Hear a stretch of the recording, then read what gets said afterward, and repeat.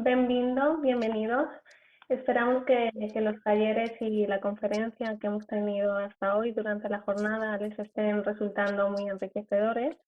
Vamos a iniciar ahora la recta final del foro, comenzando primero con la conferencia a cargo del profesor Paulo Sousa.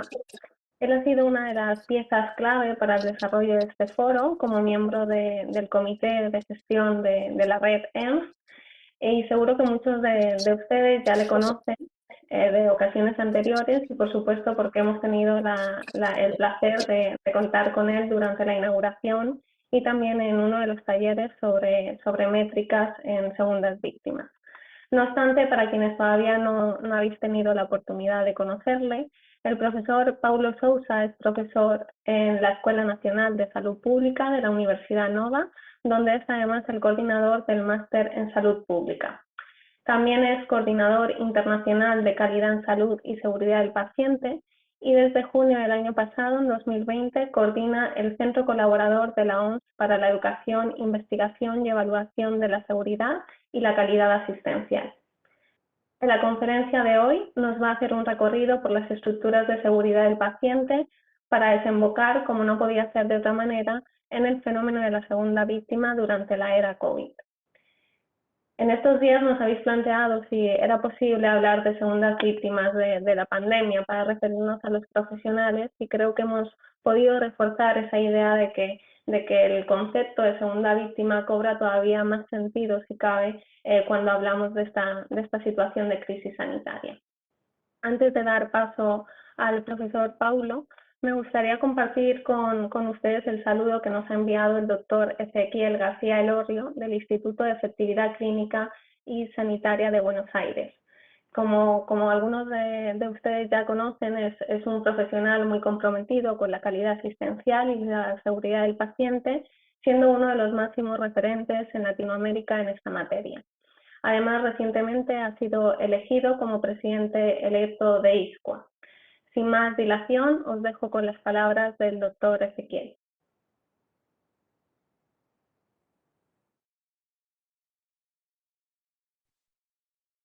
Hola a todos, saludos desde Buenos Aires. Mi nombre es Ezequiel García Elorrio y soy parte del Instituto de Efectividad Clínica y Sanitaria, colaborador de la iniciativa que están llevando adelante en esta conferencia.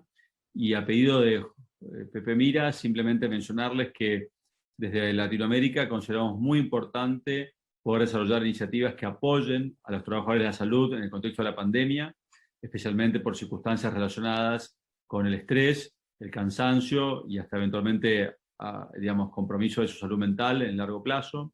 Hemos intentado como Instituto de Investigación desarrollar proyectos, estamos haciendo uno en terapias intensivas en nuestro país, que busquen fortalecer el espíritu, el trabajo en equipo y la comunicación y la empatía para mejorar el desempeño de los trabajadores de la salud, contribuir a su salud mental y ayudarlos a soportar esta profunda carga de trabajo que ha sido la epidemia del COVID y que lamentablemente continúa.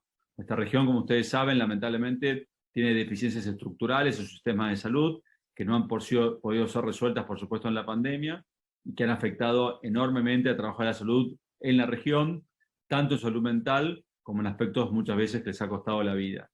Así que les agradezco su participación en esta iniciativa. No aflojemos, como decimos en la Argentina, tenemos que seguir para adelante para ayudar a nuestros conciudadanos y estar preparados para estas sucesivas olas de COVID u otras iniciativas que afectan diariamente a los trabajadores de la salud por su implicancia en la seguridad del paciente y eventos adversos que pueden ser prevenidos. Los saludo nuevamente, los felicito por su participación y les deseo lo mejor. Gracias. Agradecemos el detalle que el doctor Ezequiel ha querido tener con nosotros y vamos ahora sí con Paulo, que nos va a transmitir su conferencia sobre seguridad del paciente. El camino se hace caminando. Muchas gracias, Irene. Es un placer enorme estar aquí con vosotros, pero ahora me voy a hablar en portugués. Sí, estoy partilhando la tela. ¿Están mirando? Sí, Paulo. Sí, ahora sí. Perfecto. Bem, Vou a cambiar para português. Boa tarde a todos. Para esta conferência escolhi falar sobre o caminho que vem sendo trilhado na área da segurança do doente. Não tenho a ambição de falar do muito que tem sido feito, isso seria uma tarefa impossível. Pretendo apenas e tão só destacar alguns aspectos que me parecem relevantes e que remetem para aquele que é o tema central deste Fórum Internacional, que é a saúde e segurança dos profissionais de saúde e dos cuidadores e a relação e impacto com a segurança do doente. Enfim, existe todo um histórico que remonta a vários séculos atrás, desde logo o Código Hammurabi, não é? no século XVIII a.C., e mais tarde o juramento de Hipócrates, com assento no princípio do First Do Not Harm, e em que também valorizava muito a dignidade humana do indivíduo enquanto doente. Mais recentemente, no final do século passado e já no início do século XXI, dois documentos foram marcos históricos e muito importantes, desde logo o To Err is Human e o Crossing the Quality Chasm. Existe também todo um conjunto de organizações internacionais que têm tido um contributo muito importante para aquilo que tem sido o progresso na área da segurança do doente, e desde logo eu destacava a ISQA, o Banco Mundial, a OCDE, o grupo do G20, que recentemente, numa das suas reuniões, discutiu na agenda principal as questões que se relacionam com a segurança do doente e com a resistência aos antimicrobianos, o Institute for Healthcare Improvement e também a União Europeia. Existe também ainda no contexto internacional, a Organização Mundial de Saúde tem tido um papel central nesta área. Desde logo com os três grandes desafios. Em 2005, o primeiro desafio com a questão da higienização das mãos, depois em 2009 com os aspectos mais relacionados à cirurgia segura e mais recentemente em 2019 com o terceiro desafio sobre segurança com o medicamento. Para além disso, tem havido várias resoluções por parte do Board Executivo da OMS. A mais recente, que vos mostro aqui em baixo, data de 6 de janeiro deste ano e pretende destacar aquilo que é a importância de haver uma ação global ao nível da segurança do doente. Muito importante também diz respeito a este plano de ação que permite perspectivar e definir aquilo que é a estratégia da Organização Mundial de Saúde para as questões da segurança do doente de 2021 até 2030, ou seja, para a próxima década. Como sabem, hoje em dia tudo aquilo que fazemos em saúde deve ser alinhado com aquilo que são os Objetivos para o Desenvolvimento Sustentável, definidos pelas Nações Unidas na sua agenda ambiciosa para o desenvolvimento sustentável em termos sociais, económicos e em termos ambientais. Nos últimos anos temos vindo a assistir a um conjunto de movimentos e de avanços na área da segurança do doente, onde a investigação e aquilo que é a evidência científica que tem sido publicada tem apoiado muito. A investigação tem sido mais ou menos marcada por aquilo que foi a definição de prioridades que a Organização Mundial de Saúde definiu para a investigação na área da segurança do doente, desde logo a começar por estudos que permitiam caracterizar a magnitude do problema, numa segunda fase, conhecer as causas que estão por detrás dos eventos adversos. O terceiro aspecto é identificar as soluções para mitigar ou prevenir essas causas. O quarto ponto, avaliar a efetividade dessas soluções. E, por último, naquelas soluções que de facto mostravam que agregavam valor à prestação de cuidados e tornavam os cuidados de forma mais seguros, eram então transpostos em evidência para aquilo que era a prática clínica do dia-a-dia. Estes vários estudos, quer do ponto de vista epidemiológico, quer também de impacto económico, foram fundamentais porque permitiram caracterizar desde logo a tipologia a natureza, a evitabilidade e o impacto dos eventos adversos, não só do ponto de vista clínico, mas também do ponto de vista económico e social. Foram também muito importantes porque permitiram-nos estabelecer prioridades e nós sabemos que quando temos recursos escassos, como é o que acontece na área da saúde e todos os países, não é? Temos que definir prioridades para ver onde é que vamos apostar em primeiro lugar. E veio também enfatizar que, de facto, a questão que se relaciona com os eventos adversos é um problema à escala global e que aquilo que é o conhecimento que nós temos hoje é a ponta do iceberg. Nós não sabemos é a dimensão do problema que está submerso. E eu diria que da convergência destes fatores todos permitiu alertar quer os gestores, quer os profissionais de saúde, mas também os doentes, a família e, de uma forma geral, a sociedade para aquilo que é um problema de saúde pública. Estes estudos também foram muito importantes para trazer mais transparência ao sistema de saúde, ou seja, para evidenciar a necessidade de ter um conjunto de indicadores e de respostas rápidas face a estes acontecimentos. Permitiu-nos também perceber que temos pouco conhecimento naquilo que diz respeito aos cuidados de saúde primários, à atenção primária e principalmente no que diz respeito aos cuidados continuados. Outro aspecto importante e que nos chamou a atenção foi que o doente deve estar no centro da agenda e por isso devemos envolver os doentes e as famílias para que eles tenham um papel mais ativo nestes processos e que não sejam apenas vítimas passivas. Outro aspecto também que evidenciou foi o papel relevante e a importância que tem quer a segunda vítima, o profissional ou a equipa de saúde que está envolvida neste tipo de situações e também a terceira vítima, que são as organizações de saúde. Muito importante também veio demonstrar a relevância que os sistemas de notificação têm.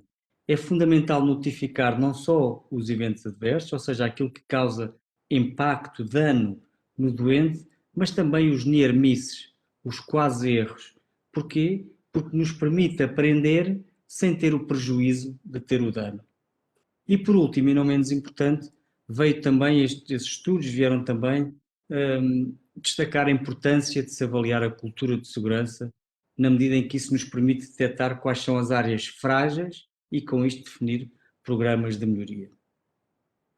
E porquê é que a cultura de segurança é tão importante? Porque de facto os valores que os profissionais de saúde têm, as classes profissionais e os valores da própria instituição vão determinar a cultura, que por sua vez a cultura vai determinar os comportamentos e sabemos também que os comportamentos vão determinar os resultados, os outcomes em saúde. Outros ganhos que também decorreram daqui têm a ver e prendem-se diretamente com os projetos de melhoria da qualidade e segurança que têm sido implementados em várias partes do mundo, muito focados nas áreas das infecções associadas aos cuidados de saúde, à sepsis, à saúde materna, mas também na área cirúrgica, nos aspectos da medicação segura, quer tenham a ver com os tais medicamentos LASA, os look-alike ou sounds-alike, portanto, os que têm o som muito parecido ou cuja embalagem, o aspecto visual também é semelhante, mas também aspectos que se relacionam com a reconciliação medicamentosa, principalmente na transição dos cuidados e no doente polimedicado. Outra área que também tem sido muito estudada em termos de projetos de melhoria tem sido a área da prevenção das quedas e das lesões por pressão. Ainda na área dos ganhos, assistimos também nos últimos anos a uma evolução do desenvolvimento não só do conhecimento biomédico, mas também daquilo que são os equipamentos e os materiais utilizados na prestação de cuidados de saúde, que, a par com a curva de aprendizagem, veio demonstrar e permitiu aos profissionais de saúde que hoje possamos intervir em áreas que outrora não havia conhecimento para tal e não era, e até em alguns casos eram contraindicados a sua intervenção e, portanto, alargou o leque de intervenção por parte dos profissionais de saúde, mas também tornou mais complexa ainda a prestação de cuidados de saúde. Ainda na mesma linha, assistimos também nos últimos anos a avanços naquilo que é o conhecimento e as lógicas do desenvolvimento organizacional. Não só estilos de liderança marcados por haver uma maior proximidade com os profissionais que estão na ponta, que estão na linha da frente, mas também por aquilo que são os champions, que são as pessoas que conseguem liderar, motivar e conduzir estes projetos de melhoria. Temos também, mais uma vez, de destacar aqui a importância da avaliação sistemática e regular da cultura de segurança, não é? Tendo em conta que nos permite ver quais são as dimensões que apresentam maior fragilidade e que vão corresponder àquilo que são as oportunidades de melhoria. Temos também, nos últimos anos, assistido a algumas diferenças naquilo que tem sido o modelo de gestão, que se caracteriza ou tende a caracterizar por o Value-Based Healthcare, ou seja, o foco do sistema de saúde passa de uma lógica baseada no volume, no número de cirurgias que é feita, no número de doentes que são tratados, para uma lógica baseada no valor, sendo que a criação de valor em saúde resulta daquilo que são os outcomes, os resultados em saúde e, em denominador, os custos que são despendidos para obter esses ganhos. Sabemos também que, ao longo destes anos, ocorreram desenvolvimentos na própria sociedade. Desenvolvimentos que fizeram com que os doentes estejam cada vez mais informados, mais exigentes em relação àquilo que são os aspectos da qualidade e segurança do doente. E sabemos também que o enfoque é cada vez maior e cada vez se exige mais e cada vez se requer mais que haja um maior envolvimento por parte dos doentes, mas também da família. Movimentos como Nothing About Me Without Me e o movimento What Matters to You têm tido grande repercussão nestes últimos anos. Chegados aqui, enfim, eu penso que se levanta esta questão, não é? Poderia-se ter feito mais e melhor? Provavelmente alguns estarão a dizer que sim, que se exigia até ter feito mais e melhor, mas outros também dizem que provavelmente com as condições que temos e nos últimos anos o conhecimento tem evoluído muito. E portanto chegamos àquela questão que é o copo meio cheio ou o copo meio vazio, depende da perspectiva com que nós queremos ver. Vou agora passar um curto filme que retrata bem o que é as questões, o que são as questões da segurança do doente e que aspectos é que nós devemos destacar do mesmo. O filme tem legendas, tem subtítulos em espanhol e, portanto, penso que vai ser interessante ver. Peço desculpa àqueles que já viram o vídeo, mas vão perceber depois porque é que eu o incluí aqui.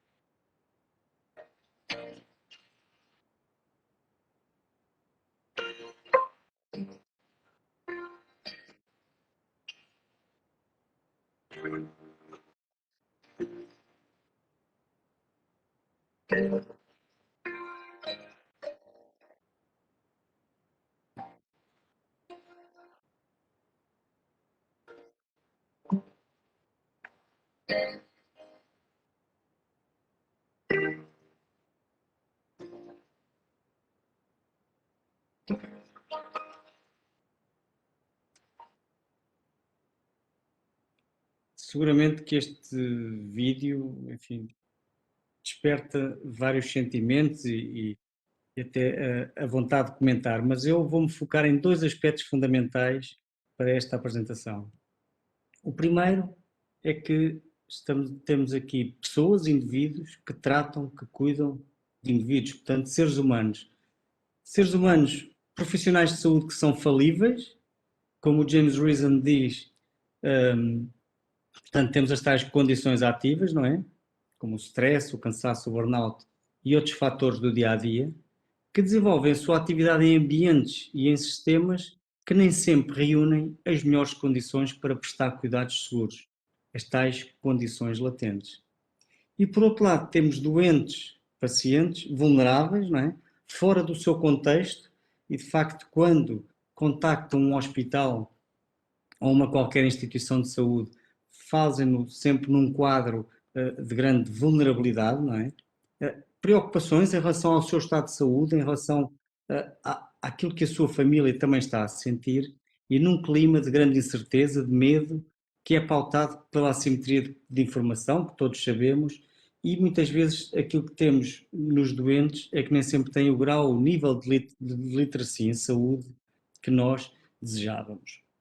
O segundo aspecto é que, de facto, as organizações de saúde são organizações de elevada complexidade. E, como tal, o grande objetivo é tornarem-se organizações de alta confiabilidade, como são, por exemplo, a área da aviação ou a área nuclear. E estas organizações têm determinadas características que as tornam, então, de facto, como de elevada confiabilidade. Desde logo, a sensibilidade com as operações, ou seja, estão constantemente atentas àquilo que é o risco para que o possam prevenir ou mitigar. O segundo aspecto é a relutância em simplificar, ou seja, não vamos queimar etapas, não vamos facilitar, porque isso normalmente corre mal. O terceiro aspecto diz respeito às preocupações com as falhas. Nós sabemos que todos os processos envolvem riscos e o grande objetivo é atuar de forma proativa, principalmente naquilo que são os pontos críticos da prestação de cuidados de saúde. O terceiro aspecto diz respeito ao compromisso com a resiliência, ou seja, a capacidade de adaptação às constantes mudanças que o sistema vai imprimindo. E eu diria que provavelmente nos últimos tempos resiliência tem sido das palavras mais ditas na área da saúde.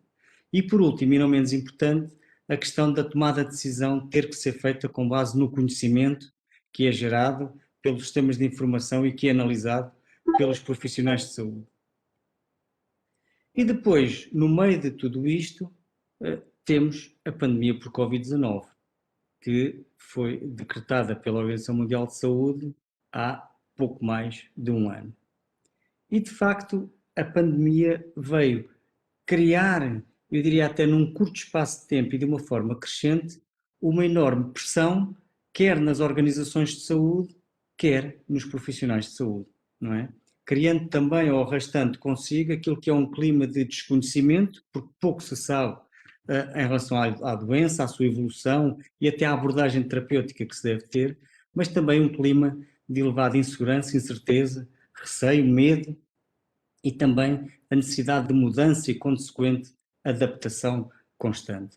E eu diria que este clima contagiou quer os gestores, os líderes e os decisores políticos, mas também os doentes, os profissionais de saúde e eu diria até a sociedade em geral.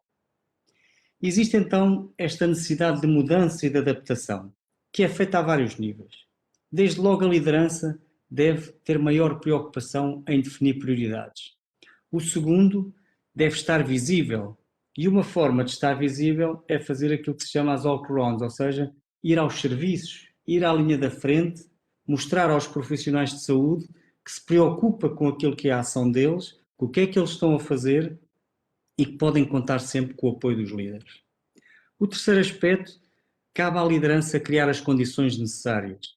E aqui eu destacaria a realização dos huddles, que são reuniões que duram pouco tempo, que têm vários elementos nucleares do hospital e que em pouco tempo discutem aquilo que são as grandes preocupações das últimas 24 horas, o estado atual e o que é que se perspectiva acontecer nas próximas 24 horas para que se possa tentar antecipar esses problemas. Depois, cabe também à liderança promover uma comunicação efetiva entre os profissionais de saúde, entre os pares, mas também mostrar que há um canal aberto entre a liderança e os profissionais de saúde. No que diz respeito às necessidades de mudança e adaptação por parte dos doentes, nós sabemos que, devido à pandemia por Covid-19, os doentes foram, digamos que ficaram impossibilitados de receber visitas e quando se deslocam a uma instituição de saúde, a partir de determinada parte, fazem-no sozinho.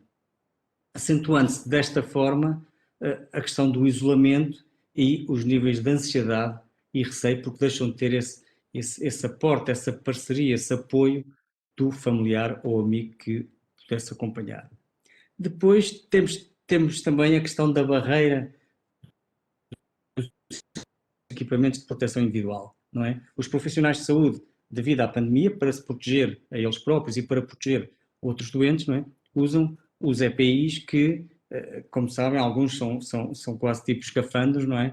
O que faz com que possa haver, pelo menos a sensação de que diminui o contacto físico e alguma sensação de distanciamento entre os profissionais de saúde e os doentes.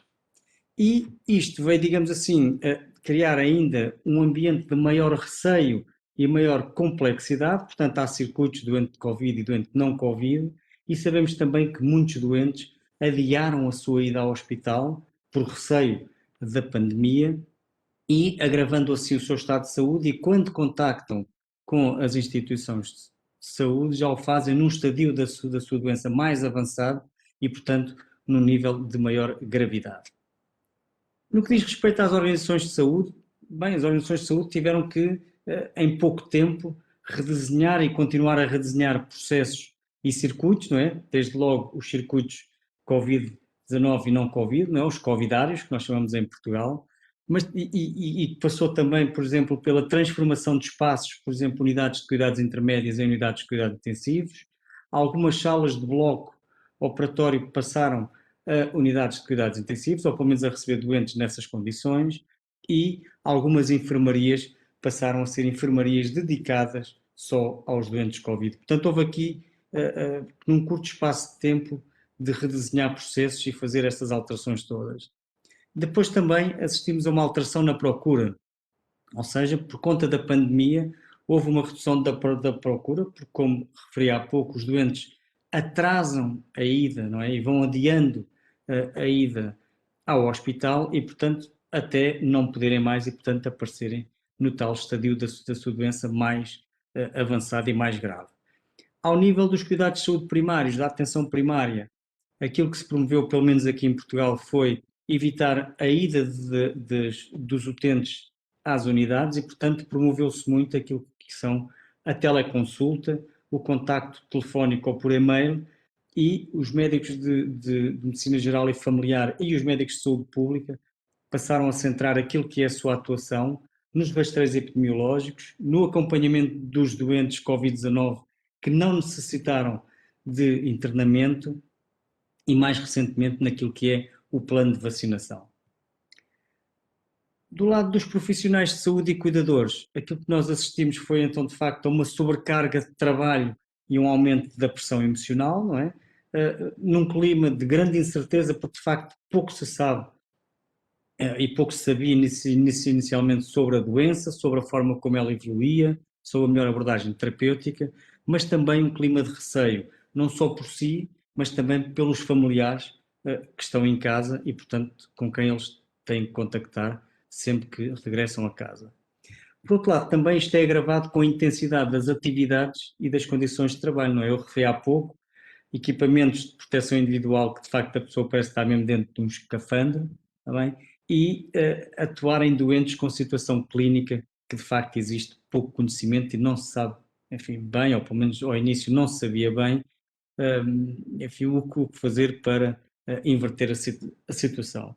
E eu diria que esta situação tem vindo a ser acumulada ao longo dos últimos 12 meses, com diferentes intensidades consoante as ondas da pandemia. Nós, neste momento, em Portugal, já vamos na terceira vaga e, de facto, a terceira vaga foi a que teve maior impacto, quer em termos do número de casos positivos, quer também em termos de sobrecarga sobre as organizações de saúde e os profissionais de saúde e também uma sobrecarga pelo número de óbitos, não é? E reparem que isto é tudo o acumular, não é? Destas situações vivenciadas nos últimos meses e que também desperta nos profissionais de saúde algum receio de não fazer aquilo que é mais adequado e aquilo que é mais acertado.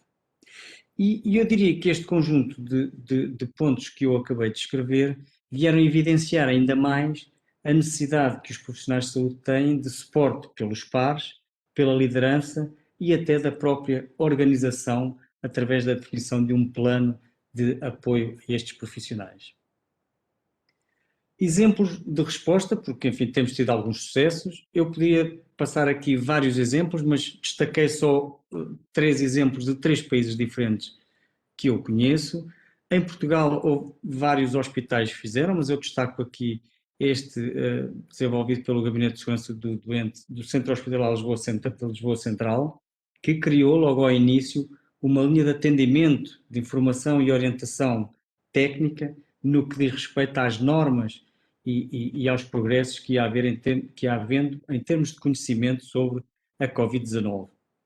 Foi também apresentado no primeiro dia deste fórum pelo Dr. Agéias Fernandes, a quem eu agradeço, que também existe no Hospital Albert Einstein, aquilo que é o grupo de gerenciamento de risco da prática médica e que, para além da gestão de conflito, da avaliação e análise de eventos adversos, tem também o papel de fazer o apoio ao profissional de saúde ou à equipa que se vê envolvida num evento adverso. E uma experiência também muito interessante de Moçambique, não institucional, mas que resulta dos próprios profissionais de saúde, aqui uma iniciativa de suporte diário para os profissionais de saúde. Portanto, iniciativas e exemplos de resposta que são transversais em diferentes países. Existem também vários contributos da literatura, fica aqui disponível, seguramente há mais, eu destaquei só aqui alguns daqueles que me parecem mais recentes e mais importantes, e a esse propósito destacava o guia promotor do bem-estar dos profissionais de saúde, que foi desenvolvido e publicado recentemente pelo IHI, e em que, no conjunto de princípios de suporte aos pares, eles incluem um conjunto de situações e de medidas que devem estar presentes. Desde logo as questões relacionadas com a segurança psicológica, o facto de haver uma auscultação de forma empática, não é? A orientação para a resolução de problemas, o facto de se alinharem todos os recursos e, muito importante, valorizar os profissionais de saúde e os cuidadores. É uma leitura que eu recomendo a quem queira, esteja interessado em aprofundar este tema. Enfim, este filme que vamos passar agora são cerca de 4 minutos, é bem exemplificativo daquilo que são, enfim, os fatores relacionados com o evento adverso e o impacto que tem na segunda vítima.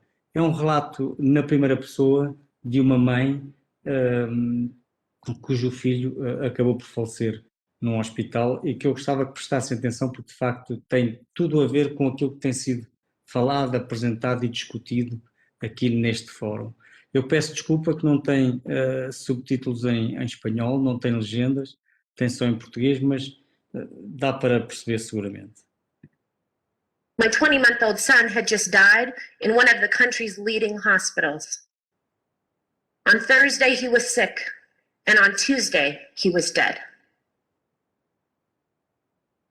That night, when he had been admitted to the hospital, white circles with wires were stuck onto Gabriel's bare little chest to monitor his breathing and heartbeat. Every time he made the slightest little wiggle, the alarms would go off, and they're loud. Every time we would almost be asleep, the racket and worry would start all over again. We'd already spent sleepless days and nights in my local hospital where he had been misdiagnosed again and again. But now we were in a university hospital for children. Finally, here, I felt safe and very tired. And I'm sure the nurse could see how tired I was and she wanted to take care of me too. So she did the logical thing. She turned off the alarms on the machine next to his bed. And I thanked her when she did it. I was so grateful for the prospect of silence and sleep. Later, doctors and administrators from the hospital would explain that actually, unknowingly, she had done a lot more. She hadn't just turned the racket off in the room. She'd turned off all of the alarms everywhere. In his room, at the nurse's station, and on her pager. Later, the manufacturers of the monitors would explain they didn't think anyone would go through the trouble of 7 screens to turn off all of the alarms.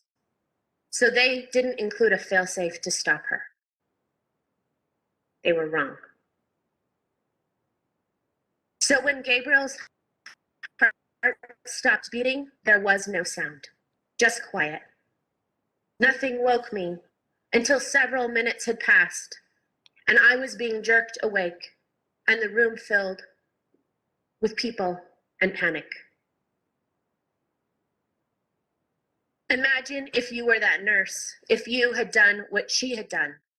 You're doing your job, a demanding job, an important job, and you do something that causes someone to die.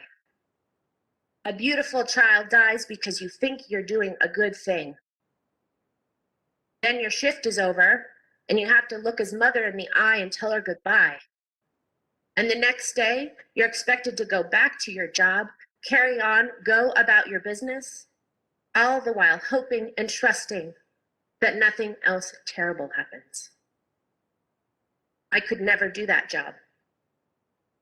I'm not that brave. My response to what happened to Gabriel is not unique.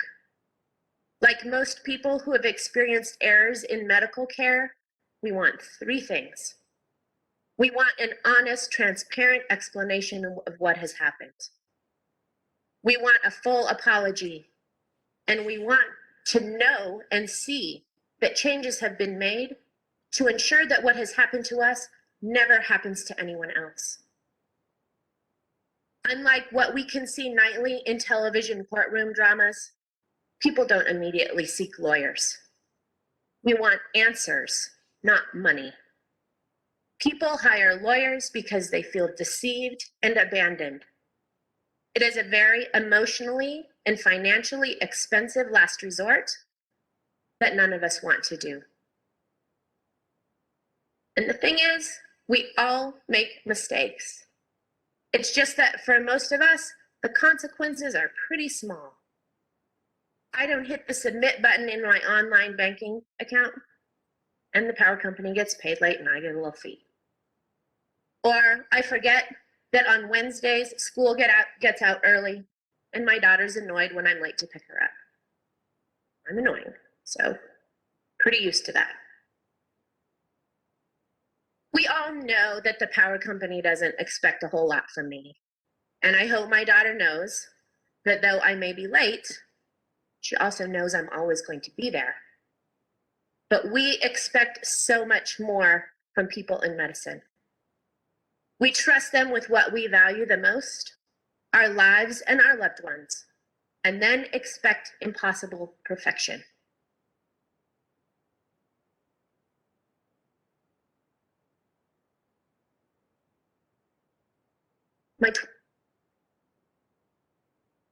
Muito bem, espero que tenham gostado do filme e que tenham sentido. Seguramente que ele dava para discussões para mais um fórum internacional, mas aquilo que eu gostaria de trazer o filme aqui é, eu sou um otimista por natureza e acredito que os períodos de crise como este que vivemos agora podem ser períodos também de grande oportunidade para melhoria.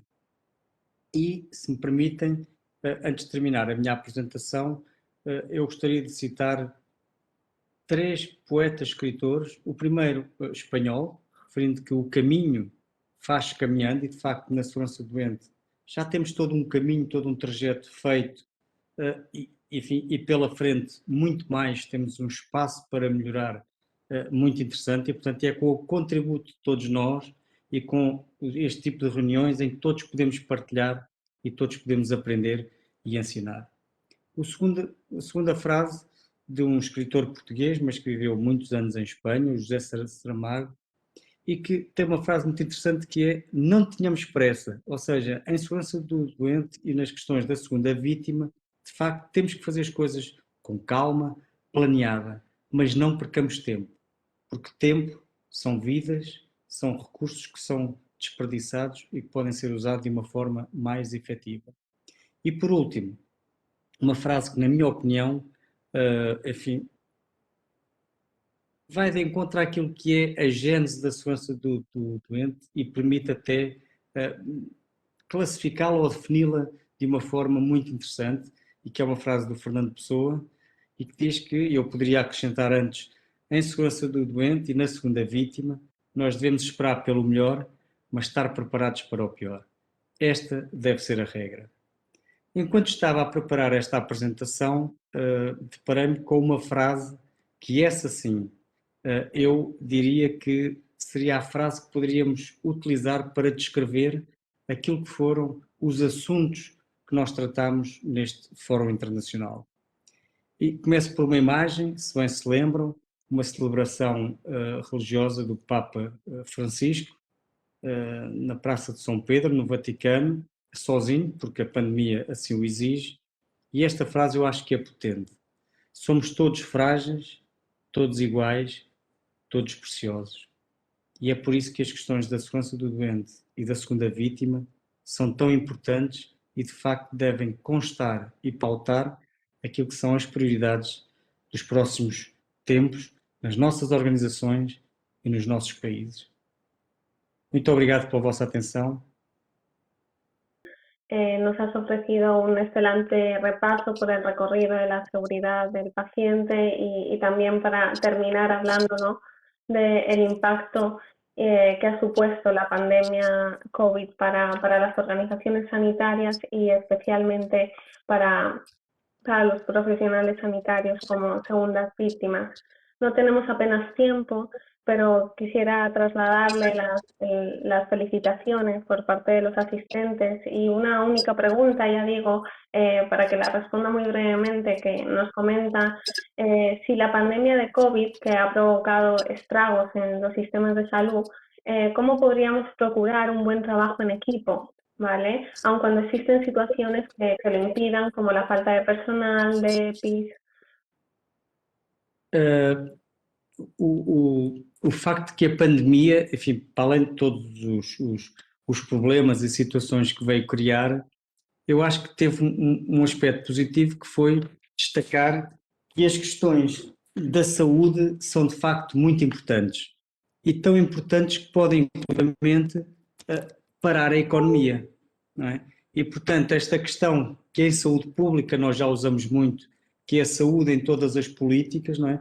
Veio dar palco à saúde, não é? Para que se possa investir cada vez mais em reforçar o sistema de saúde, reforçar as organizações de saúde, promover o trabalho em equipa. E aqui, se me permite dizer-lhe que a questão das vacinas foi um claro exemplo em como a investigação pode dar contributos muito importantes para a prática clínica, não é? Nunca em tão pouco tempo tinham sido colocados a trabalhar juntos tantos recursos, tantas equipas e tantos recursos económicos para a criação das vacinas. E, portanto, eu diria que temos que ver este período de crise da pandemia como uma oportunidade para valorizar ainda mais a importância que as questões da saúde têm na vida das populações em todo o mundo, e dentro disto destacar os aspectos e a importância que a segurança do doente e as questões da qualidade dos cuidados que são prestados são fundamentais, não descurando obviamente o papel central que os profissionais de saúde têm e que devem ser apoiados también por eso. Muchísimas gracias, Paulo. Quisiera simplemente trasladarte las felicitaciones, ¿no? Excelente presentación. Gracias por seguir inspirando y apoyando a los profesionales, a los equipos, a las organizaciones. Y sin más, bueno, pues agradecemos mucho que haya compartido con nosotros estos días del foro, y voy a pasar el testigo al doctor Marius Ungureanu para continuar con las conferencias de la tarde. Muchísimas gracias. Gracias. Hello, thank you so much, Irene. We're now going into the next presentation, and the next presentation is delivered by Ms. Denise Caraca. She is the science officer at COST, the European Cooperation in Science Technology, and she's the science officer for our COST Action number 19113, the European Research Network on Second Victims. She has been a science officer with COST for 8 years, and before that she has studied in Geomar Helmholtz Center for Ocean Research Kiel. Dennis, you have the floor. Thank you very much, Marius. And as already mentioned by Marius, this is Denise Caraca. I'm the science officer of the Action and working at COST Association. This is not in my field. I was not expecting you mentioned my field of research. I'm an earth scientist, but I'm very, very interested in your action. And the speech presented by Paula was very touching. I was very touched by the situation that we are all facing through. But we are going to talk something good. I will mainly focus on some of the key features of COST, since the activities organized under the COST umbrella as a COST action led by the European Research Network on Second Victims, as we call the ERNST action. COST stands for the Cooperation in Science and Technology, and COST was founded in 1971 by a ministerial conference of 19 European states in Brussels as a framework for coordinating nationally funded research activities, which makes the COST the longest and running pan-European intergovernmental framework, supported by 38 COST member states, together with a cooperating state, which is Israel. What makes COST unique is the bottom-up approach. There is no scientific or thematic divisions at cost. The ideas are coming from you.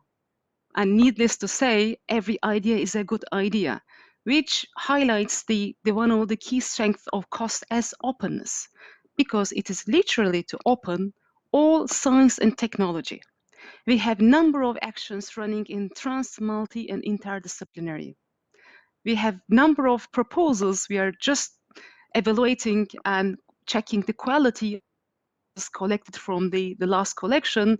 And I'm thrilled to see that how new and emergent fields are becoming more in front in the European arena.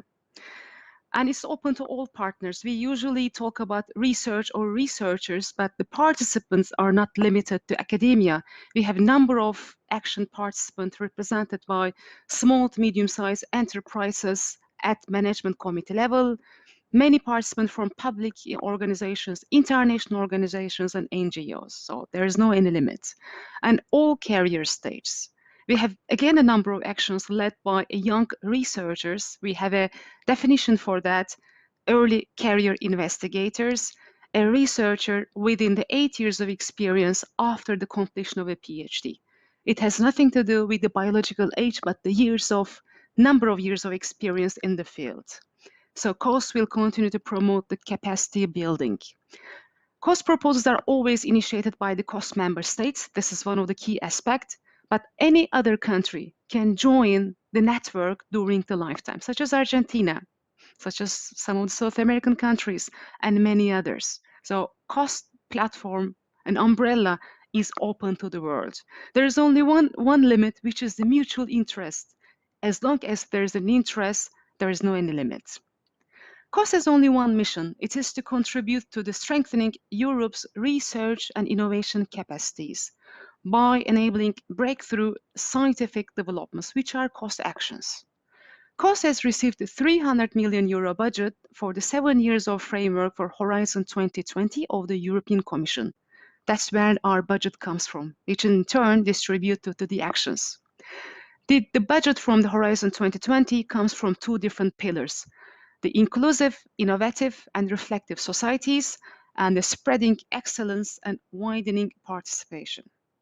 We are about to transition from Horizon 2020 to the next framework, and COST will continue to spread excellence in order to foster the establishment of scientific excellence and to provide equal access to the knowledge infrastructure, to the funding resources and opportunities, as well as to the input, and as well as to expand the network. Let's continue with how this excellence is spread. This map shows the 38 COST member states, as I mentioned at the beginning of the presentation, with the cooperating state, which is Israel, and the partner member, South Africa. The ones highlighted in green have been identified as COST inclusiveness target countries. As COST budget and as well as the mission is inclusive, and we would like to expand the network and provide more opportunities to the participants coming from these countries. Their inclusion and their active participation among the other countries is very important. We have a number of activities and networking tools dedicated to the participants from these countries in order to strengthen Europe's research capacities with the fostering the international collaboration. These key numbers indicate that COST provides a platform for the mobility of researchers of about 45,000, running approximately in 300 different actions. This is just a rough estimate, just to give you an overview what COST does per annum. For instance, approximately 2,000 short-term scientific missions were conducted, and whereas 200 training schools were organized with a budget of €135,000. This is an indicative budget, average annual budget of a COST action. The number of participating COST countries in the action has an impact for the budget calculations. So this is not a fixed number, it's simply linear correlation. The more countries in the network and more budget is allocated to that. This is a very interesting figure, shows how networks are expandable. The small circle indicates the initial group of proposers, It's always led by one main proposer and a number of secondary proposers. 7 is a key number in order to submit a proposal because 7 different countries' cost member states representation is required in order to submit the proposal. Once the proposal became an action, evaluated very successful, the rest of the world simply joins the network in order to expand the action, which is indicated here in the large circle. Networks, the cost actions, are based on memorandum of understanding, which are the proposals. Cost proposals are evaluated based on the objectives and deliverables, and what has been proposed is expected to be achieved at the end of the 4 years, which is the lifetime of the cost actions.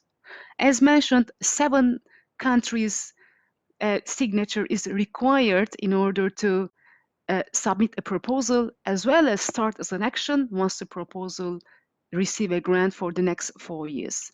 Average participation of cost member states are 27.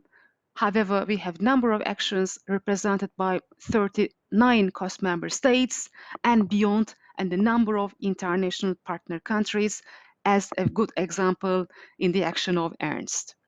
Research, coordination, and capacity building activities are the cost networking tools, are performed by the network in order to fulfill the objective at the end of the 4 years, with a budget of approximately 500,000 euros overall.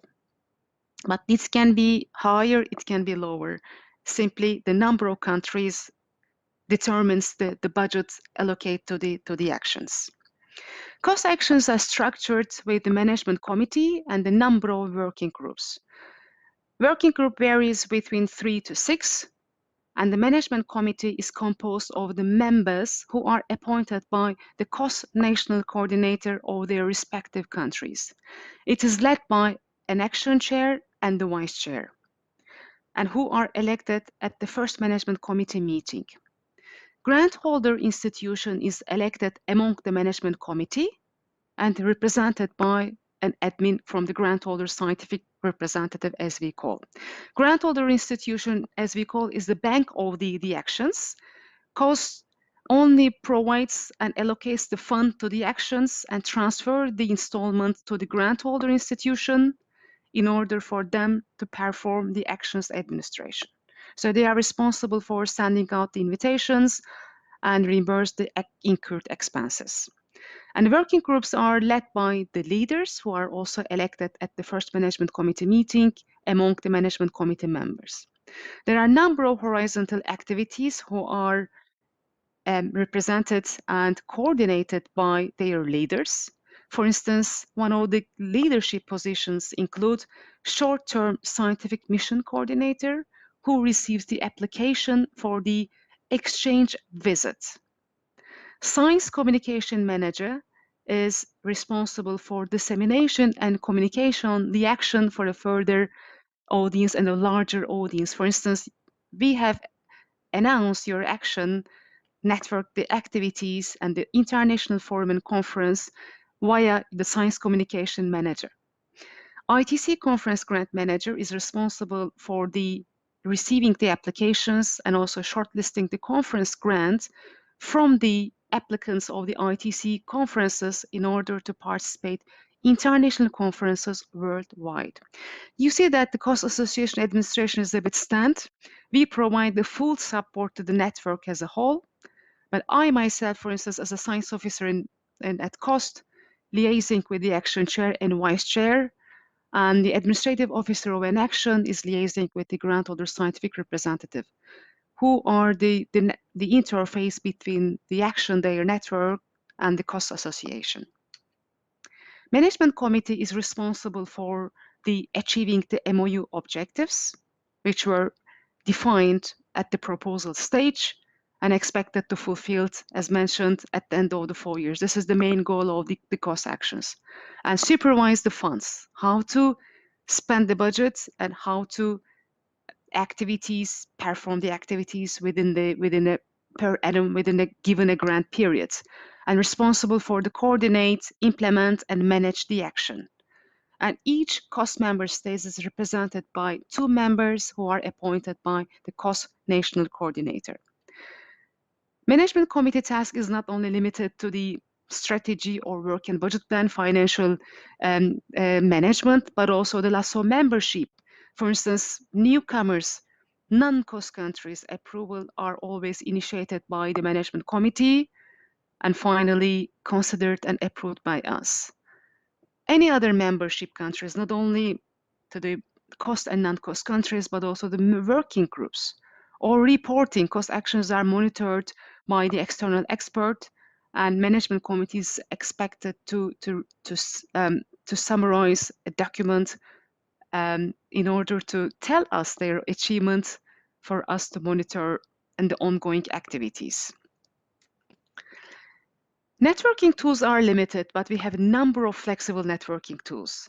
Management committee meeting is dedicated to the members only, and it doesn't last a day or half a day, and usually combined with the working group meetings where actually the real objectives are performed. COS actions can organize conference and workshops such as today. Today is the end, such as the last 3 days, including today, and can invite speakers who are outside of the network. Training schools is a great example to promote and support the young researchers, and short-term scientific missions are one of the strongest tools in order to perform an exchange visit to reach the knowledge or the infrastructure which is not available back in your home institution. So it's a short-term exchange visits from one country to the other country. And major outcomes, and usually the outcomes of the short-term scientific missions are the publications which are contributing to the dissemination of the network. Dissemination activities are not only limited to any terms of a publication, could be peer review publication, high impact journal, could be a books, could be different sort of proceedings, or any different sort of written form of outreach, but also the development of the website. COS actions are in general announcing their activities on their own website, open for call for the conference grants or short-term scientific missions, or they simply announce their activities, for instance, one of them today. You can engage with COS on different level. You can always be a participant in a running action at a working group member and a management committee member. You can always propose a new COS action. As I said, COS ideas are open. There is no any limit. As long as you have a good idea, please do not hesitate to put it forward. You can always act as an expert to evaluate the submitted proposals or be a rapporteur to monitor the running actions. I would like to focus on mainly how to participate in running COS action, because the items from 2 to 4 requires a profile and ECOS for us to reach you. And we would like to know your expertise. So if you would like to engage with COS as a proposer, as an expert, as a rapporteur, you need to have a ECOS profile and with your detailed description of your scientific expertise that we can reach you. The key information is you need to find the action in the field of your interest at COS website, and you need to get familiar with the proposal, as we call it, the memorandum of understanding. You can always become familiar with the actions on website, where the working groups and other information is listed, or you can always contact with the key people in the action.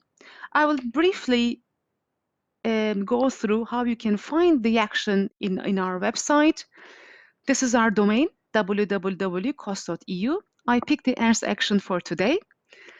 If you click here, the COS action at the top menu and the browse action, it will list you the old running and ending actions back in 1971. The search fields will help you to insert of the keyword or the reference number or the title of the action.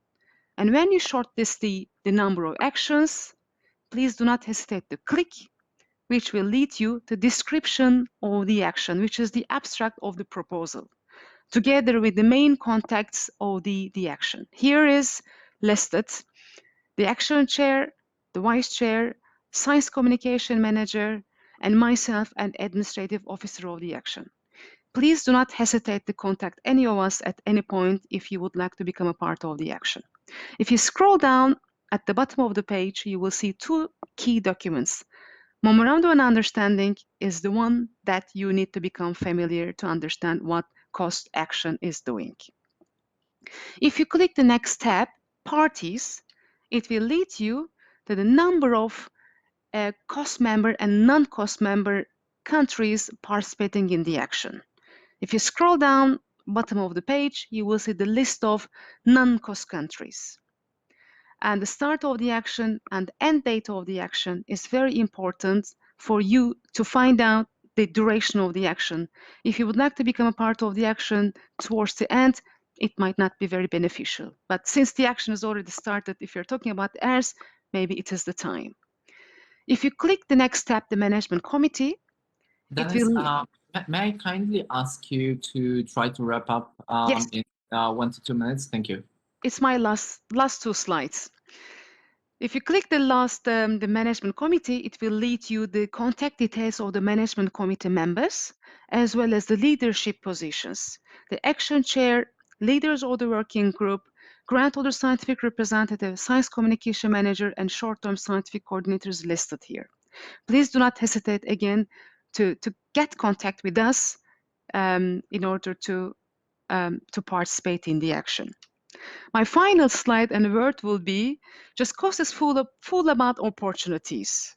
You can be a management committee member. You can be a working group member.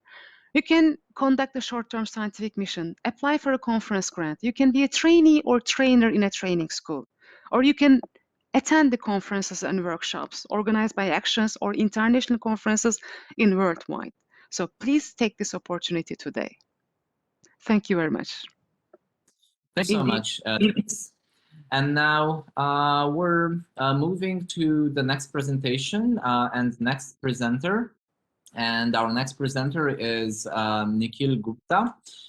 He is a technical officer on patient safety for the World Health Organization. Previously, he's been a consultant, a technical consultant for patient safety and risk management, also working for the World Health Organization. Nikhil holds a postgraduate degree in quality management, and he's a certified lean practitioner and Six Sigma black belt. He has many years of experience and his core competencies in developing quality standards and tools. And today his presentation is titled basically around the WHO action plan on patient safety for the period of 2021 to 2023.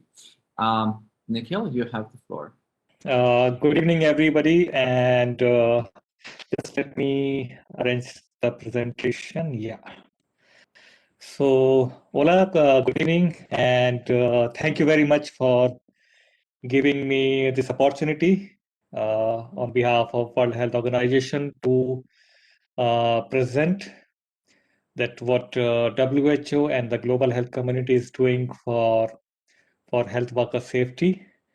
And thanks for a very nice introduction of mine. I don't know from where you got this. Maybe from LinkedIn. Right now I'm working for WHO for last 3 years at headquarters, but previously I've been to WHO country offices as a consultant working with India, with Maldives, and most of my career I was with Ministry of Health, Government of India, working again on quality and safety issues.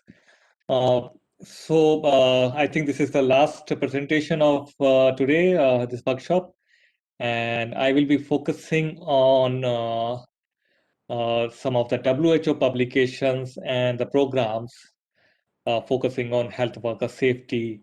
I work in the Department of Integrated Health Services, and there is a unit there, a program. It's called Decade of Patient Safety, a patient safety flagship. And we, as a patient safety program, we fully acknowledge that health worker safety is the integral part of the patient safety. We can't talk about about patient safety, and they are not getting harm. If our workers, our professionals, our doctors, nurses, lab technicians, everybody, cleaning staff, whoever is helping us in delivering the services, if they are not safe, not only safe physically, if they are not feeling safe, they don't have a psychological safety or a mental health well-being, we can't think of patient safety. So it's very important that these two areas should be seen together and the action should be very much coordinated. And this is what was the essence of the World Patient Safety Day. You might be knowing that WHO has one official established day on 17th of September dedicated to patient safety. And this year, last year in 2020, the day was on health worker safety. The theme was, so this year we are, the whole year, we are observing Patient Safety Day and the theme dedicated to health worker safety. And on this occasion of 17th of September, WHO has released a Health Worker Safety Charter. The proper title is Health Worker Safety, a Priority for Patient Safety. And this has been released by the Director General of WHO along with the Director General of International Labour Organization on 17th of September. And when we were releasing this charter, it was fully acknowledged that we all owe all health workers an enormous debt, not just because they are taking care of us for the sick, but also they risk their own life in the line of duty. So it's not just providing services; they are sacrificing their own health, their well-being, their life, just to keep us healthy. So this charter is kind of a small tribute, I would say, or a contribution to the millions of health workers, those are fighting COVID-19 across the globe, and those who have put themselves and their families to risk to treat the patient and deliver the essential health services. And a lot of health workers, in response to the COVID, they got infected and they lost, some of them, they lost their life also in combating this disease. And this is not only the COVID, previously also, there are a lot of heroic stories of how health workers have been in the front line of tackling all these health security issues all across the world.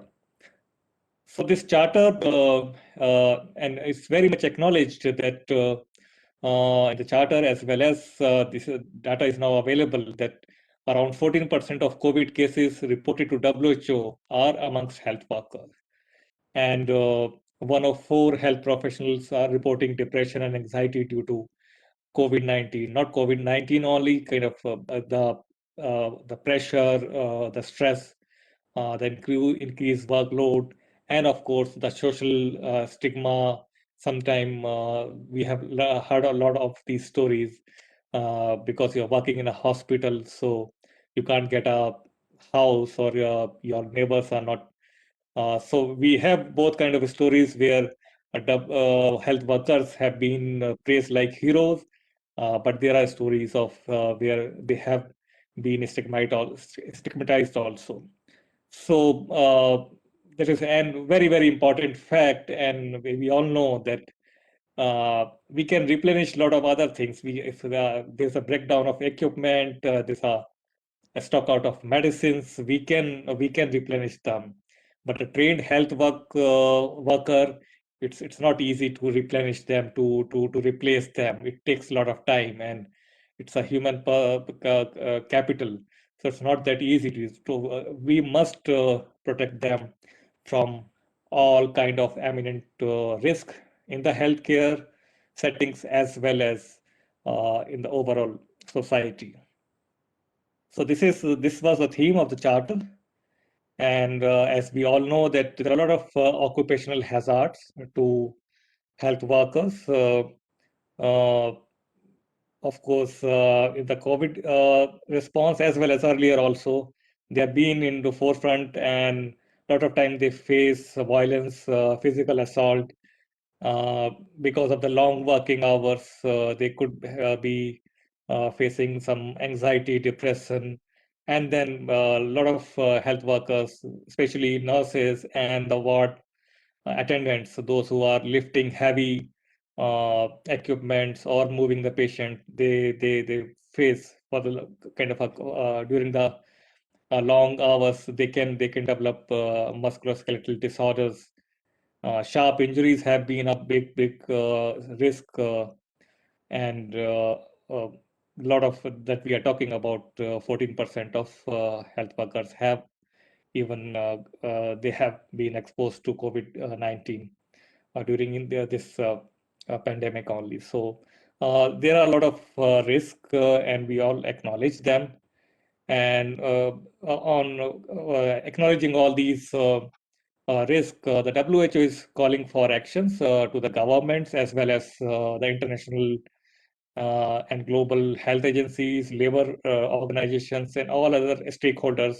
Those could be helpful in implementing these actions. But these are the 5 actions we are calling actions, calling for substantial kind of work from the countries. And I will go one by one. First of all, there is, of course, a need of establishing a synergy between health worker safety and patient safety. So sometimes it happens in most of the countries, I would say, there may be an occupational health program and there is a parallel patient safety program. But of course, when we're talking about healthcare, we can't separate occupational health safety with the patient safety. So these programs should be aligned, their metrics, their resources, everything, even trainings. When we are training for IPC, infection prevention control, or patient safety, of course, first of all, this should be also a component that how to protect yourself also. So some of the components are already there, but still we are recommending having a bigger synergy and a holistic approach to see this area of work as one universe and not kind of a 2 separate parallel programs. Second, the charter is talking about having some national programs for occupational health and safety of health workers. And the WHO has just released on 17th of September only last year, has released with ILO guidance on a white paper on occupational health programs for health worker. It's very much important now. It can't be seen as just as a regulatory requirement with some occupational safety legislation. It should be more vibrant and should have functions of policy as well as having some responsible officer, a secretariat, and some standards and guidelines for occupational safety in health sector. The third, that is very much important area, and there has been a lot of demand on having legislation or some kind of policy on protecting health workers from violence, because it's not only disrupting the services, this affects the morale of health workers, and of course it's intolerable, and I would say we should have zero tolerance on any kind of a violence, not only physical, any mental or kind of a discrimination, any kind of violence. It's unacceptable when we are fighting these kind of grave health risk. And so there are certain actions the WHO is calling a government for protecting health workers from violence. And then we already discussed a lot of things, and there must have been a lot of presentation on how health workers are susceptible to mental and psychological pressure, specifically during a response to a pandemic. And we need to provide them psychological support as well as mental well-being and some kind of a work-life balance also. It's directly also linked with the staff ratios and working hours and how kind of we can provide breaks during the shifts. So it's very much operational issue also. And it's easy to say, but yeah, of course, this requires a lot of groundwork so we can protect our health workers from any kind of a mental health risk. And last, that has been a kind of since long been a mainstream of occupational safety and health worker safety, kind of sharp injuries and physical injuries and hazards that we face in the care facilities, and still these are very much relevant. And we are also calling for that all the healthcare workers should be vaccinated for all preventable infections, and they should have the first right and access to any new vaccine, including the COVID-1. And that we have seen also most of the governments have prioritized healthcare workers for the vaccination there. WHO is also committing certain actions from their side in the charter, specifically for providing technical support as well as advocacy and coordination for promoting healthcare worker safety. So this is a health worker safety charter that was released. This is available on WHO website, and WHO is inviting all member states and all relevant stakeholders. Those may be scientific organizations, universities, policymakers, ministries of health, anybody who is directly or indirectly involved in ensuring the safety of health workers and patient safety to sign up this charter. It could be you can visit the WHO website and can fill a small form to kind of register your solidarity with this important issue of health worker safety. With the charter, we have also released certain kind of technical World Patient Safety Day goals. So these will be released now every year. This is the first edition of these goals for 2020-21. And again, because of the theme and the importance of this topic, this year, these goals are focused on health worker safety. So these are the 5 goals. Again, you can visit WHO website. And these are not policy or intervention. These are more for healthcare facilities. And every healthcare worker, manager, and leader in the healthcare facilities or service providing organizations, they can register for these goals, and this guidance is available. I'm not going into the technical details because some of them might be already discussed, and we don't have that much of time. But these are the 5 goals. Those we have created for this year that include preventing sharp injuries, reducing work-related stress and burnout. Third one is improve the use of personal protective equipment. Then promote zero tolerance to violence against health workers.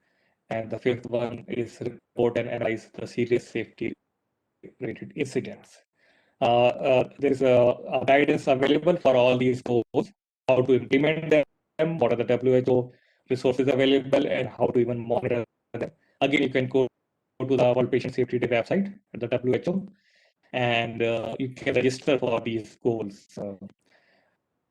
We'll be also coming up with a dedicated platform for the goals where you can measure these goals in your healthcare facilities, and even you can report to WHO, or you can compare your progress with other healthcare facilities, how good you are doing and how others are doing. So it's an improvement program launched this year, and the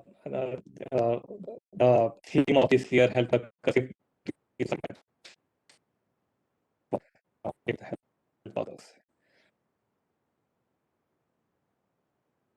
so this was the presentation. I will just also share one video if you can play it. based on September.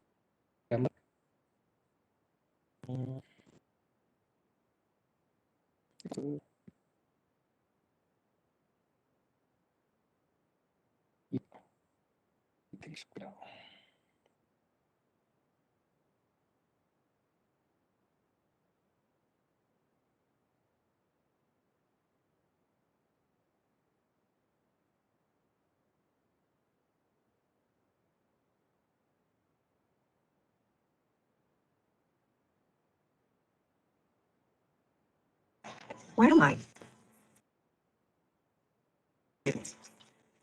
Here. What happened? I can't.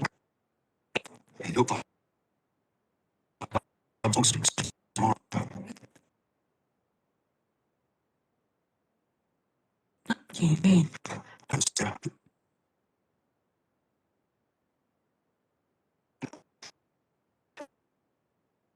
I'm sorry.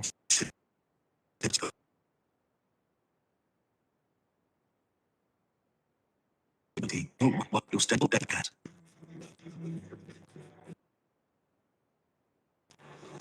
No, I remember. No, I'll put before you.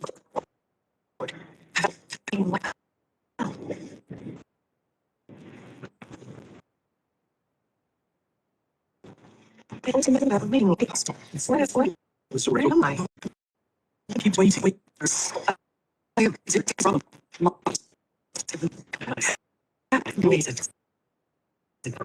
Hey, so Gloves and oxygen. not again. Oh, hello, Sarah. How are you feeling now? What's wrong with me? Emergency. I'm sorry to say, it's testing positive for COVID. This has been a very difficult time for all You're of us. stable now. Yet another Very colleague well. has fallen sick. This is really worrying. We're also understaffed, and this is affecting the care we provide. But we must be No, focused I and remember. motivated. I got home after a 24-hour shift in the ward. I felt very unwell. So that's how I got here. I also remember arriving at the hospital. It's been 4 hours. Despite all challenges, You're going to keep us waiting. saved my life. I have a serious As problem. health workers, My our sister duty was is to given the provide wrong safe care to our patients. To do so, I we am need a sorry. safe working Please, environment bear and with us. adequate We are resources. doing our best. We need a workplace where our physical and mental health matters, and one I was afraid to voice our concerns and overheard my colleagues talking. This has been a very difficult time for all of us. Yet another colleague has been sick. This is really worrying. We're also understaffed, and this is affecting the care we provide. But we must be focused and motivated.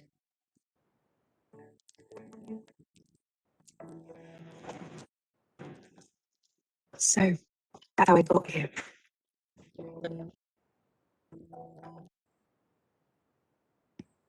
So I'm not sure how much it was because of internet bandwidth and everything, but yeah, this was the video we released on the Health Worker Safety Day. Sorry. Let's go to the next slide. Yeah. So I will just for 5 minutes I will also present something about a very important a piece of work that we are doing, and it's now almost ready and will be released after the World Health Assembly in May. This is Global Patient Safety Action Plan 2021 and to 2030. And again, this is very much related with health worker safety. The mandate for this plan is coming from a resolution from World Health Assembly in 2019, a global action on patient safety, which asked the Director General to prepare a global action plan for next 10 years and report to the World Health Assembly. So this is the mandate we received from the World Health Assembly. And the purpose is to provide strategic direction to all stakeholders, not only the government, all the stakeholders, those are directly or indirectly involved in patient safety and health worker safety, and also providing a framework using which the countries and even the provinces can develop their local action plans, and as well as provide some guidance how we can implement this mandate given by the World Health Assembly. So we started this work last year around, and I think this was one of the last physical meeting we had, face-to-face meeting in the WHO headquarters. We were fortunate enough to have this. I think after that now we have moved most of us to the virtual world. So we started this work last year in 2020 with a big consultation where most of the countries participated. And again, this action plan have a mission of drive forward the policies and action based on science, system design, and partnership to eliminate all sources of avoidable harm to patients and health workers. So, of course, when we are talking about patient safety, it's very much focused also on health worker safety. And the goal is to achieve a maximum possible reduction in harm due to unsafe care globally. To achieve these goals and vision mission, we have 7 strategic objectives.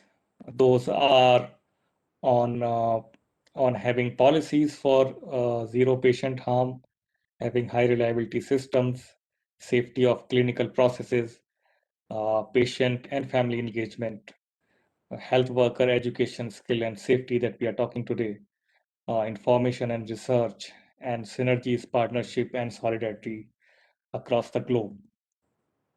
With each of the strategic objective, we have 5 strategies. So there is a matrix of 7 into 5. So in total, there are 35 strategies to implement this global patient safety action plan. I won't go into much detail because of the limited time, and maybe once this document will be published, you can access all the detail.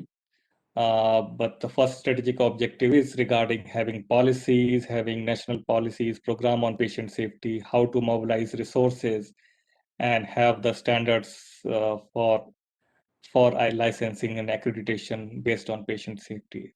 This is also talking about World Patient Safety Day, as well as you might be knowing that WHO has this flagship program of Global Patient Safety Challenge. Right now we have the third WHO Global Patient Safety Challenge, Medication Without Harm. Previously, those were on clean care, safe care, and safe surgery, the second challenge.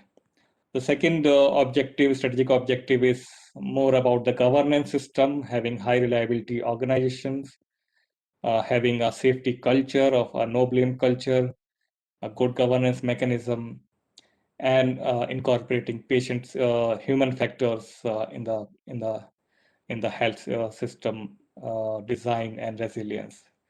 The third one is very much focusing on the day-to-day clinical care, about having safety procedures in the risk-prone services, and then medication safety. That is the third challenge right now.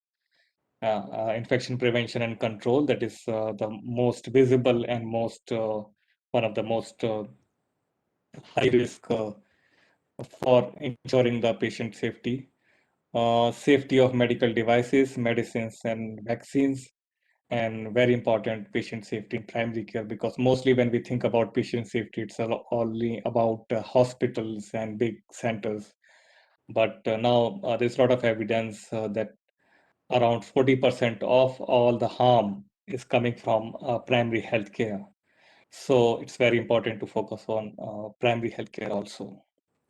Then very important, the fourth objective is about engaging and empowering patients and families in there. And there's a lot of evidence if we can successfully involve them in their care, and not only their care, even designing the policies and services, and even a patient safety program, there are more chances of getting success. The fifth strategic objective is all about healthcare workers, about their education, their training, their competence, and as well as providing them the safe working environment as discussed in the Health Worker Safety Charter also. And here we have this strategy 5.5, where we are very specifically talking about what actions government should take for ensuring the safety of health workers and what should be done at the hospital level. Strategy 6 is about patient reporting, patient safety incident reporting and learning system, and how to measure patient safety, patient safety research, and how digital technology can improve patient safety. And the last one is about having solidarity, about having coordination and synergy in our actions, so we can get maximum out of our efforts. The action plan is also providing a framework how the patient safety should be implemented. It's not only about government, it's also about downstream interventions. And we can't just say that everything can be done by government. And there's also a lot of stakeholders, including health workers and patients, families, and community. And when all of us will work together, then only we can achieve healthcare without any harm. So thank you very much. This is a short presentation on what WHO, along with all our partners and with you, doing on health worker safety as well as patient safety. And thank you very much again to invite me on this way. If there is any query or question, you can ask right now or later on, you can communicate with me. Sorry, I didn't put my email ID here, but I can share with the organizers and later on they can share with the participants. Thank you. Yes, that would be great. Thank you. Thank you so much for the presentation. And thank you so much for the insightful information that you've shared with us. It's been a great privilege to have you with us. Since we are getting to a close of this 3-day event, on behalf of the organizers, I'd like to thank everyone who has been participating for the past few days in this wonderful event. I'd like to also invite Paulo and Jose for a couple of final remarks. We have a couple of more minutes until the program is fully over. So may I give the word to you, Jose, Paulo? Hello, Paulo, if you want to start first. Or... Well, let me start by saying thank you and congrats to Nikli. It's a pleasure to see you, and thanks to Marius. And now, if you allow me, I will say some words in Portuguese. José, enfim, penso que está tudo dito, não é? Foram 3 dias muito intensos, de grandes aprendizagens, grandes partilhas de conhecimento. Estamos todos de parabéns, a Comissão Organizadora, toda a equipa aí em Espanha que possibilitou a realização deste congresso, e felicitar também todos os participantes. Espero que tenham, de facto, ido de encontro às vossas melhores expectativas. Penso que convém deixarmos aqui, talvez, uma proposta de haver um segundo Fórum Internacional, mas 2x para o José Mirasolves pensar e quando achar oportuno, pensar que vamos organizar novamente. Um abraço a todos. Em particular, permitam-me que dê um abraço aos países de língua portuguesa que estiveram aqui connosco: Brasil, Portugal, Moçambique e Angola. E, portanto, dizer que foi um prazer enorme ter colaborado nesta iniciativa. Espero que tenham gostado e vamos nos vendo por aí. Está bem? José, passo-te a palavra a ti. E foi um prazer enorme. Marius, thank you. Muchas gracias, Paulo. Muito obrigado por tu ayuda y tu colaboración y tu liderazgo para organizar este foro. Marius, thank you so much for your participation in this last session. Denise, thank you so much for your clear presentation about what is called association and what is one action for for this moment, I think it's very important for us because our network is promoting and inviting many other teams and many other partners around the world to be involved in these objectives. Then thank you so much, Mikel, because your presentation is so clear what is the challenge for the next year for all of us. Quiero agradecer a todos los que habéis estado participando durante estos 3 días por vuestro compromiso y vuestro trabajo durante además estos tiempos terribles de la pandemia. Permitirme, aparte de darle las gracias a la COS Association por estar detrás de la organización de este foro y que nos ha ayudado a poner en marcha estas ideas, estos espacios de debate, como Denise Caraca ha explicado, que constituye el objetivo fundamental de estas acciones internacionales. Permitirme también que le dé las gracias al equipo que ha estado detrás haciendo posible que todo esto vaya funcionando. Por un lado, para que en las redes sociales se retransmitiera las situaciones, los comentarios y las ideas y generar entre todos ese espacio de debate. Ahí han estado Pastora Pérez, ha estado José Gómez y ha estado coordinándolos Asunción Vicente. Y luego, para que las cosas funcionaran, aunque hemos tenido algunos fallos, detrás de todo este equipo que al final hemos sacado adelante este foro, no nos dedicamos a esto profesionalmente y hemos intentado hacerlo con el mayor cariño, pues hay muchas personas como Aurora Mula, como Jimmy Martín, como Irene Carrillo, está también detrás Virtu Pérez y fundamental ha sido la coordinación de Mercedes Guilaber. Así que junto con Amaya Vara pues han estado haciendo posible todas estas cosas. Por mi parte, agradeceros. Thank you so much for all your contribution and inspirational message. Gracias a todos. Cerramos el foro. Gracias. Hasta pronto.